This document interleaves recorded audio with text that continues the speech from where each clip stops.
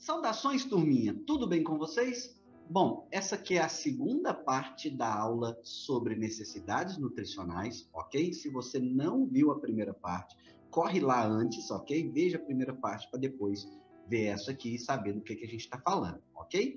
Bom, nós vamos ainda falar na aula sobre experimentação e nutrição animal, sobre experimentos para determinação das necessidades nutricionais. Mas desde já eu já conto para vocês como que é determinado. As necessidades nutricionais são determinadas em experimentos de dose e resposta, ou seja, eu vou variando o nível daquele nutriente específico para os animais, construo uma curva e a partir da análise de regressão dessa curva, a gente pode determinar um nível ótimo, ok? Mas vamos falar mais sobre isso depois. Continuando, então, o que estávamos apresentando, então, nós temos aqui a continuação da nossa aula, né? Bom, então agora nós vamos focar para responder a seguinte pergunta. O que pode impactar na minha necessidade nutricional, que ela pode variar para cima, para baixo, ok? O que impacta diretamente? Antes de falar do que impacta, eu vou comentar de duas coisas muito importantes que vão ser base para a gente entender o que a gente vai falar mais para frente, ok? Bom, a primeira coisa que nós precisamos saber, o calor denigre o consumo, ou seja, quanto mais quente, ok? E há uma resposta fisiológica tal, onde o animal vai comer menos, ok? E se o animal vai comer menos, é claro que os níveis nutricionais da ração vão ter que ser registrados. Ok? Então, a primeira informação, o calor colabora de maneira negativa para o consumo. Quanto mais quente, menor tende a ser o consumo. Ok?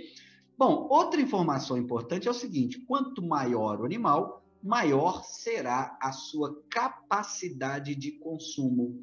Óbvio, né? Frangos de corte muito grandes, por exemplo, têm uma capacidade, uma voracidade muito grande para comer, ok? E é claro que se ele come uma quantidade muito grande, talvez essa ração tende a ser mais diluída quando comparado com o pintinho, que tem uma capacidade muito pequena quando comparado ao corpo dele, ok? E também está formando seu corpo. Isso vai reverberar em cima dos vários níveis nutricionais que a gente vai considerar para várias categorias, ok? Bom, dito isso, passemos então a analisar item por item. Vamos pegar a idade do animal, ok? Idade do animal.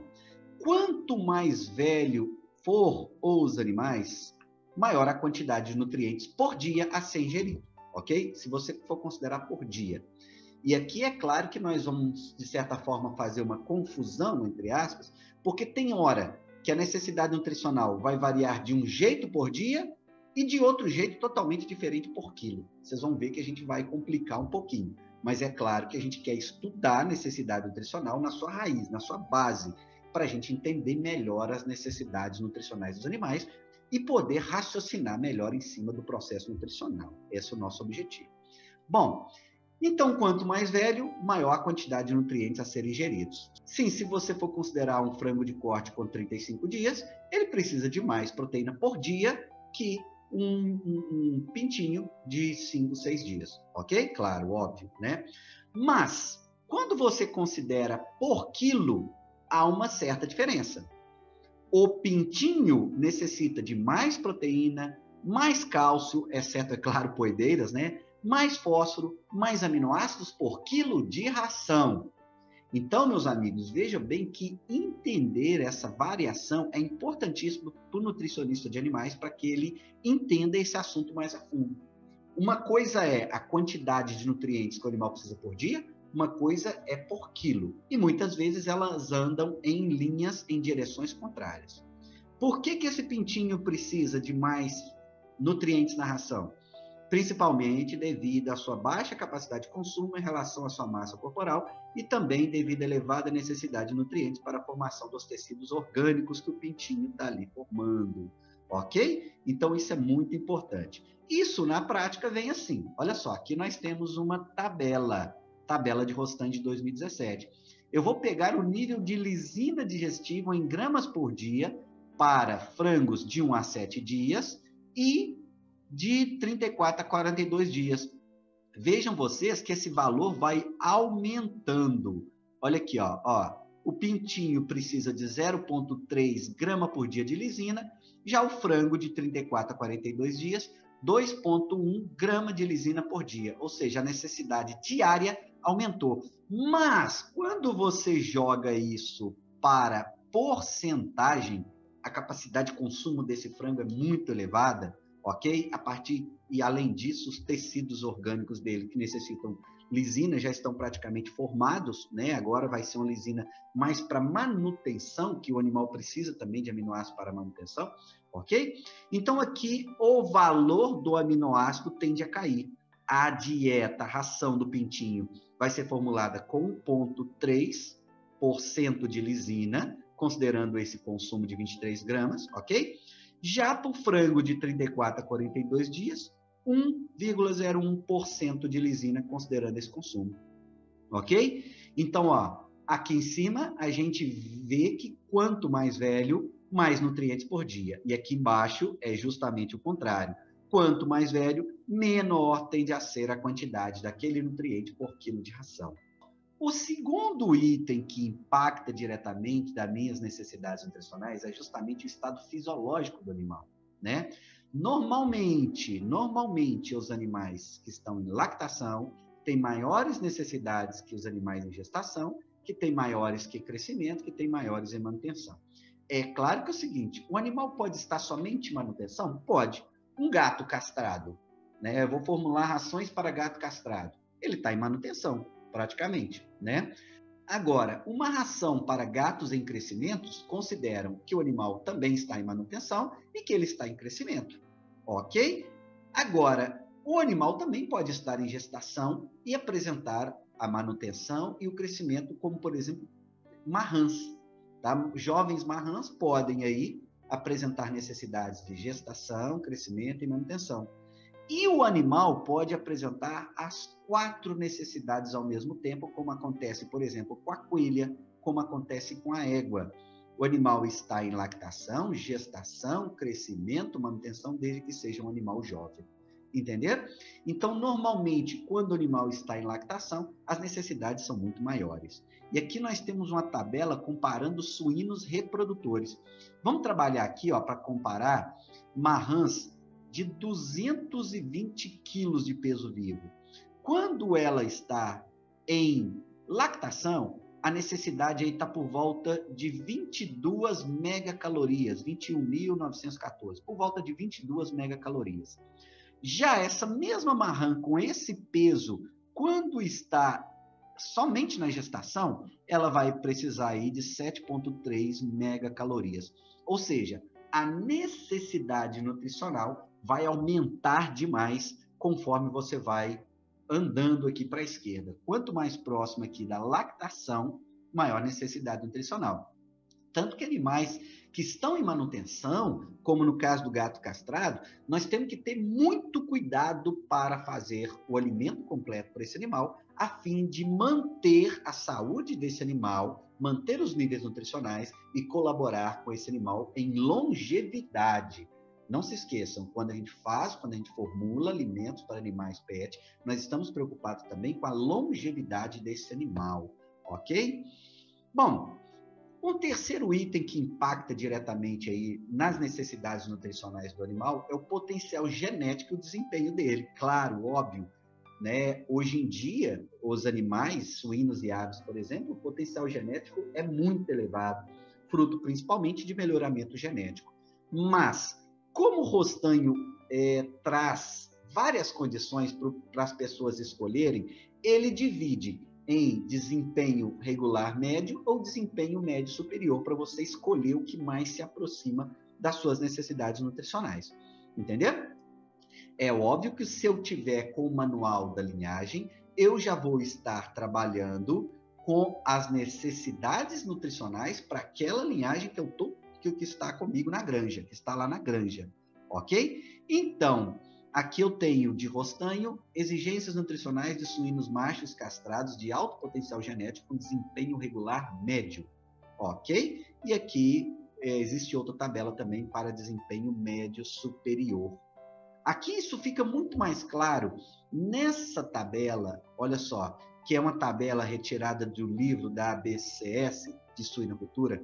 Aliás, esse livro, gente, para aqueles que trabalham com suinocultura, é leitura, é uso, tá? É consulta obrigatória. Esse livro é excelente, tá? Suinocultura Industrial, aí da Associação Brasileira dos Criadores de Suíno, feito aí a partir da colaboração de várias pessoas de mercado, professores, pesquisadores. Vale a pena conferir esse livro aí.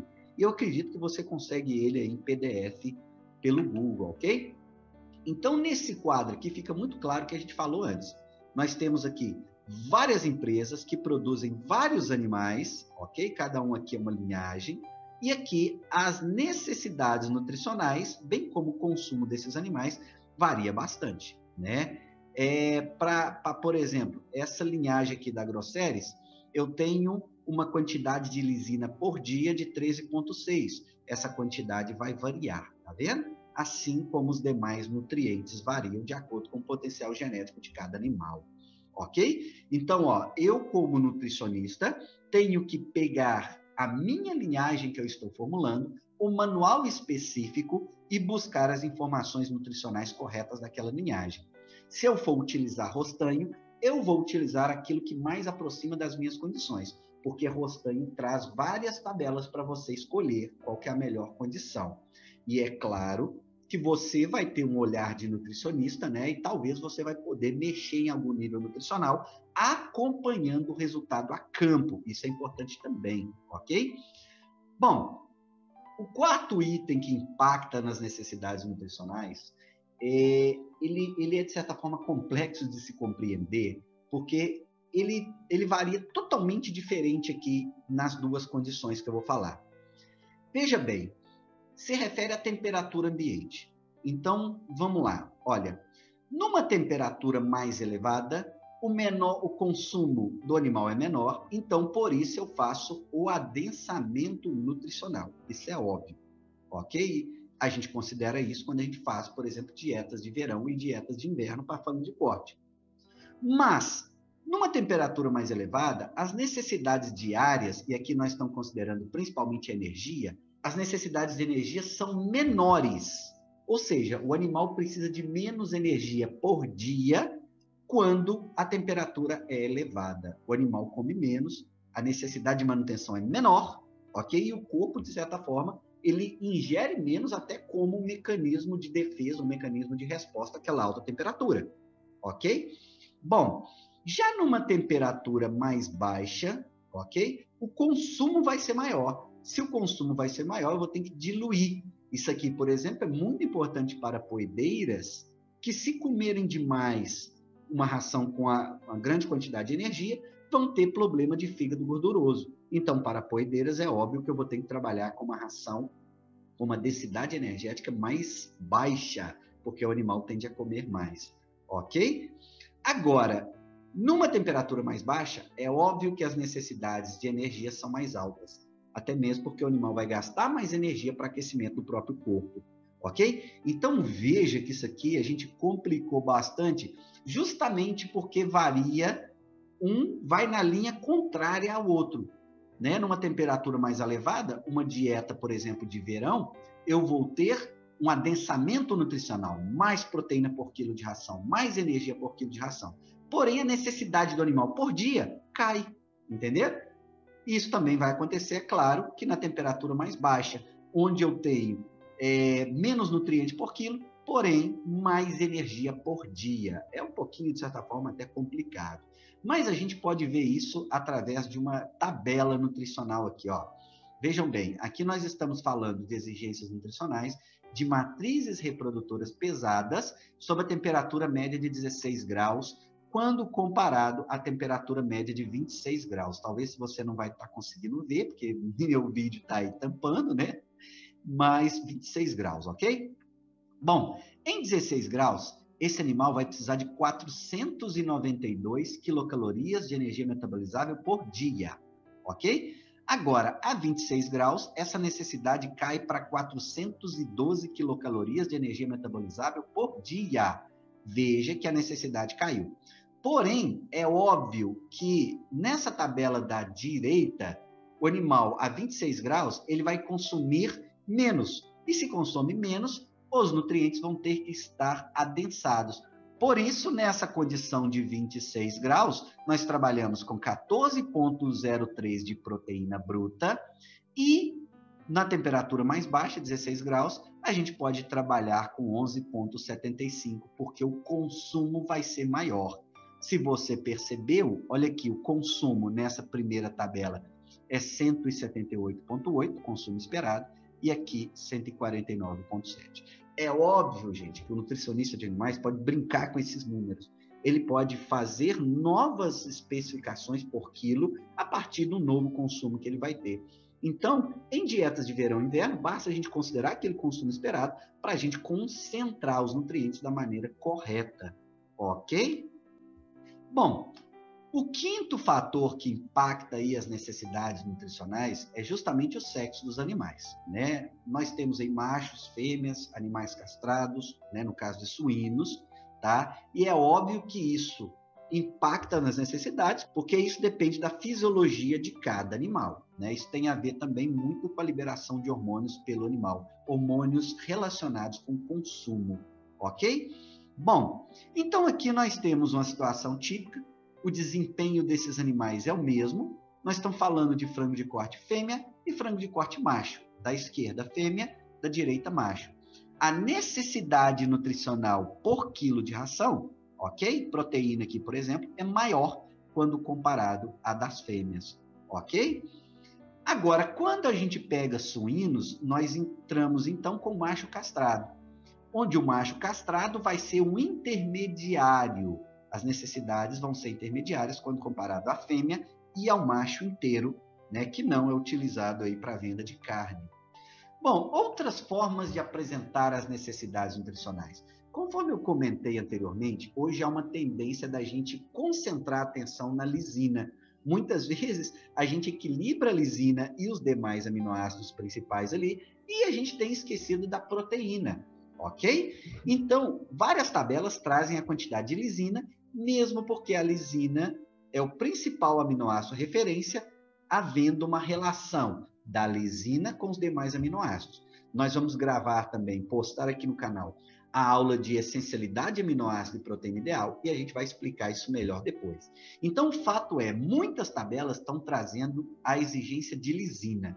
Você preocupa com a lisina vai estar relacionada com os demais aminoácidos e você equilibra melhor o principal aminoácido limitante para suínos, por exemplo, ok? Então, aqui essa tabela considera tamanhos de leitegadas diferentes, ok? A estimativa de produção de leite, lisina, exigência, o consumo esperado e aqui a quantidade de lisina que eu vou colocar na ração. O que é mais importante para o nutricionista que vai formular essa ração? Justamente essa última linha aqui, que é a porcentagem de lisina na ração, que eu vou entrar com esse valor aqui no meu programa de formulação, ok? Bom, pessoal, aqui uma forma, né, outra forma de trazer as necessidades nutricionais, que é a cada megacaloria ou a cada 1000 quilocalorias de ração. Tá? É uma forma muito interessante para você equilibrar os demais nutrientes com relação à energia. Por quê? Porque a energia a gente sabe que é o principal limitador de consumo. Inclusive, a gente gravou uma aula para esse canal somente de metabolismo da energia, importância da energia, uso da energia, ok? Busca essa aula aí que é muito interessante. Então, se eu relacionar os meus nutrientes com a energia, tá? Que é o principal limitante de consumo, eu tendo a garantir o consumo dos demais nutrientes com qualquer nível de energia. Então, numa dieta de verão que o animal come menos, eu concentro a energia e concentro também os demais nutrientes. Olha que legal.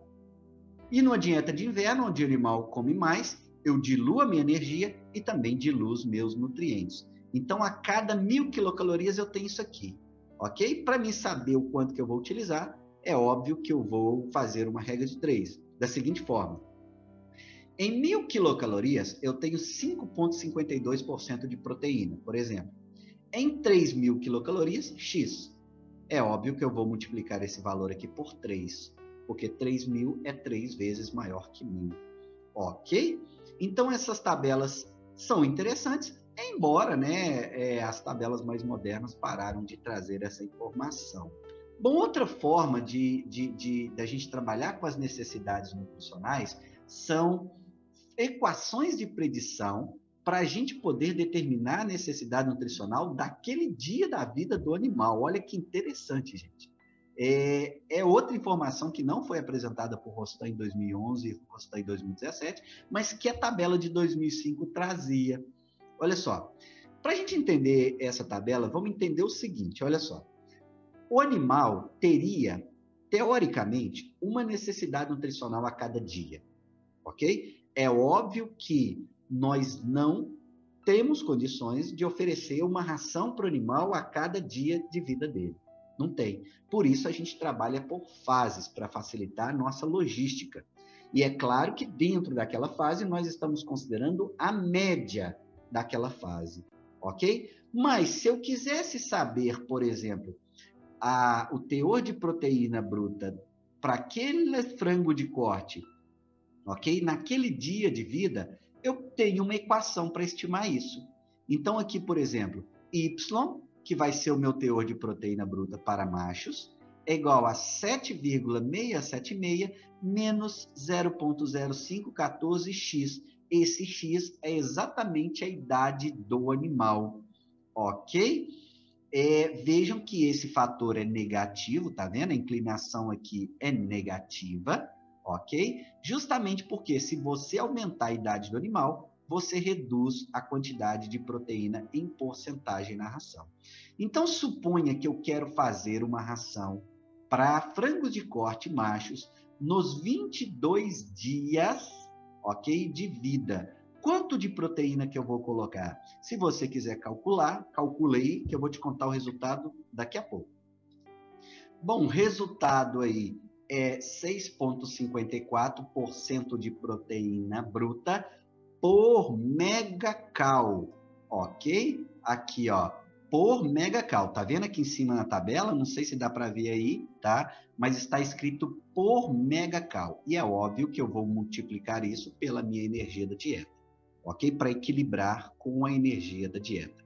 Então, essa tabela pode ser interessante se você quiser elaborar novos programas nutricionais. Por exemplo, antigamente, quando essa tabela era mais utilizada, na Rostan em 2005, eu me lembro que a gente fazia exercício em sala e eu cobrava isso também em prova, do estudante criar programas nutricionais diferentes a partir dessa tabela. Eu posso criar um programa de 6 fases, 7 fases, 8 fases, sempre considerando a média daquela fase. Por exemplo, eu vou criar uma nova fase de 21 a 25 dias para frango de corte machos. Eu posso trabalhar com exigência nutricional de animais aos 23 dias. É óbvio que aos 21 dias os nutrientes podem estar faltando. Aos 25 dias os nutrientes estão sobrando. Por isso que eu trabalho com a média daquela fase, ok? Isso acontece também quando você pega um programa de 5 fases. Em algum momento dentro daquela fase, o nutriente sobra para o animal. Em algum outro momento, o nutriente falta para o animal. É claro que aquilo ali é uma média da fase, ok? Se você quisesse atender exatamente a necessidade nutricional, igual falei, teria que ser por dia, o que na prática é inviável. Pessoal, para a gente finalizar então essa aula, vamos só apresentar para vocês algumas necessidades nutricionais de outros animais. A gente falou muito de suínos e aves, e nós temos outros animais aqui. Aqui nós temos coelhos, ok? Para coelhos nós podemos trabalhar com 3 dietas diferentes, uma dieta somente para crescimento, e diferentemente de frangos de corte, né, onde tinha programa com 4, 5 dietas, aqui a gente só tem uma. Talvez pela quantidade de pesquisa em coelhos ser menor, e talvez também porque aqui eles indicam faixas, e dentro dessa faixa eu posso trabalhar, variar conforme a idade do animal. Por exemplo, para aquele coelho recém-desmamado, eu posso trabalhar com 16, tá vendo aqui? Por cento de proteína bruta. Para aquele coelho já próximo ao abate, de repente numa segunda fase, no crescimento, eu posso trabalhar com 14,2, ok? Então, eu tenho exigências para animais em crescimento, exigências para animal em reprodução, e se eu quiser trabalhar com uma dieta somente na minha granja, eu tenho aqui uma dieta mista. Para aqueles que querem saber um pouco mais da formulação de rações para coelhos, aqui no canal nós temos uma aula específica mostrando a formulação para coelhos, ok? Eu também indico o Manual de Formulação de Rações e Suplementos para Coelhos, publicado pela Associação Científica Brasileira de Cunicultura. É só procurar isso no Google, vocês vão achar, ok?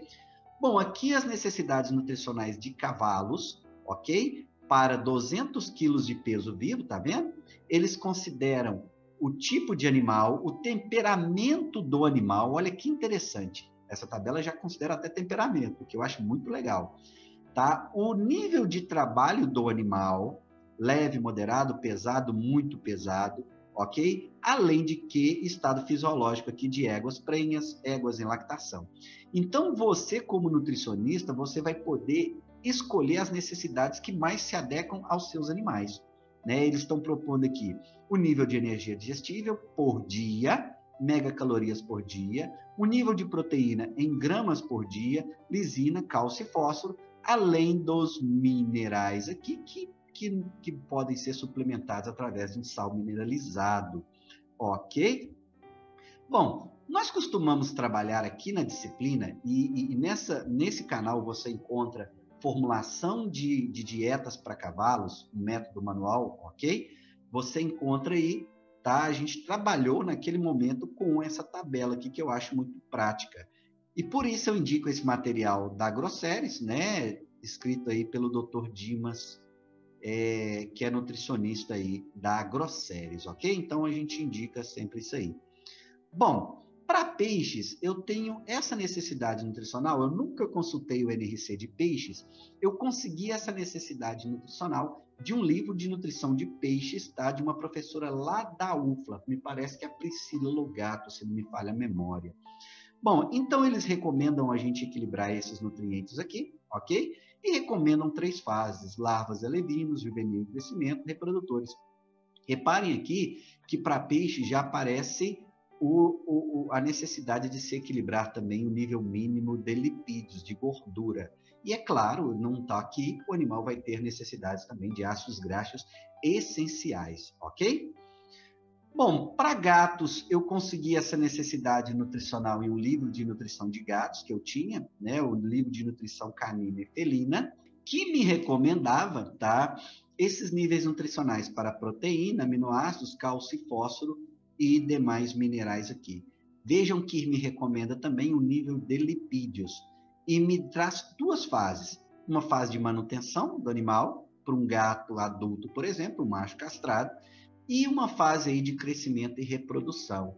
Hoje em dia, por exemplo, você pode, na sua empresa, lançar uma ração para gatos em crescimento e outra ração diferente para gatos em reprodução, se você conseguir separar isso aqui. Livros que detalham isso melhor, ok?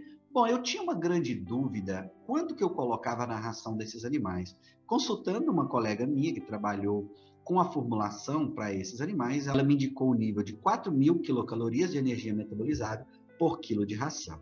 Da mesma forma, ok? Eu apresento aqui, do mesmo livro, Nutrição Canina e Felina, os níveis para cães. Aqui eles dividiram em 2 fases, crescimento e reprodução e manutenção, ok?